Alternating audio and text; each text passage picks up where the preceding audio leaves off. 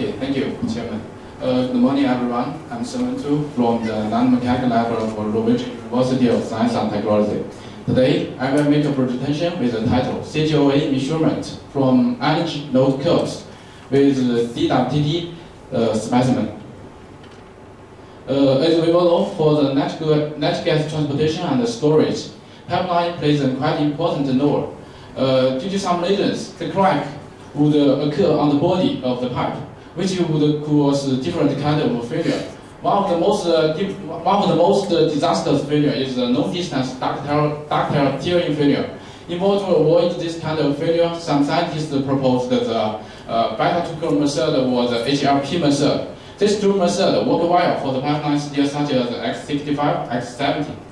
But for the pipeline steel such as X18, X19, X100, this method needs modification. How to determine the modification factor? We need to conduct the full-scale burst test. As we all know, this test is quite expensive and time-consuming. Later, some scientists proposed the CTOA criteria. The main idea of this method is that for given material, there exists a correct value of corrective opening angle.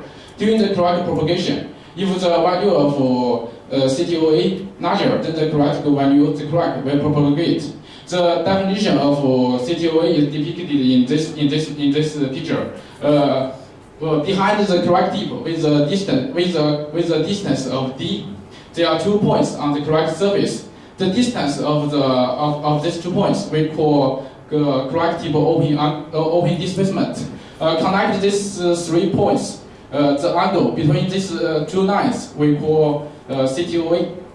So how to measure CTOA? One method is to measure CTOA from the surface of the specimen with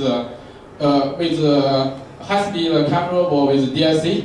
This method we need to take pictures from during the incurrence, and there are a lot of pictures, and we have to measure the value of CTOA from pictures. This method it works well, but this method is time-consuming. Here we propose the method of the measurement of CTOA from the energy node curves. This is the standard DWTT test specimen. With the development of instrumented DWTT test machine, after the incurrence, we can get not only the energy, we could also get the load displacement curves. So we derived this method from this load displacement curves, and this method is based on the plastic Hingle model. There are 2 assumptions.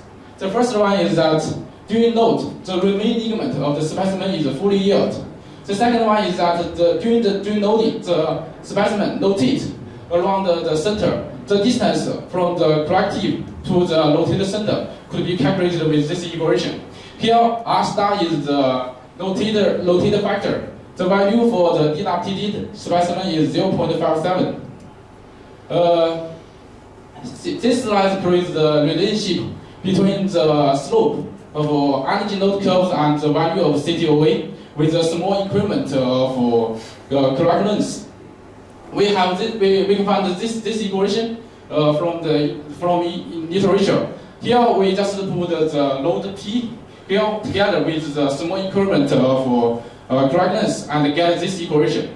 From this equation, it is quite clear that once we get the slope of energy node curves, we could calculate the value of CTOA with this equation. So there are 4 steps for this method. The first step is to conduct the DWT test with the instrumented DWT test machine to get the load displacement curves.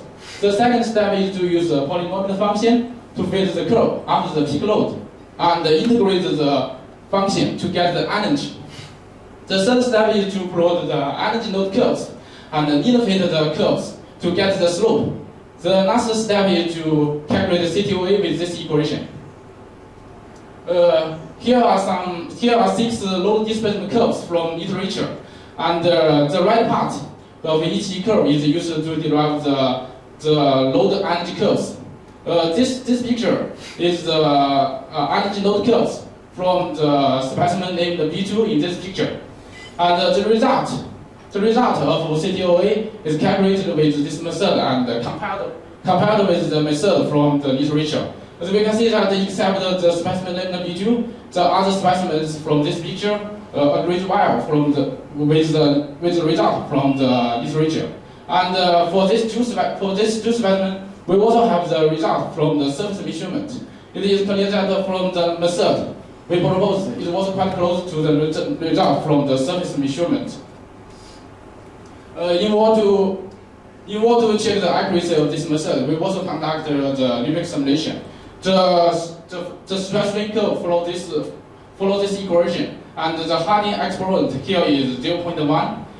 In order to capture the correct propagation, we use the CTOA damage model. The parameters needed are presented in the table 2.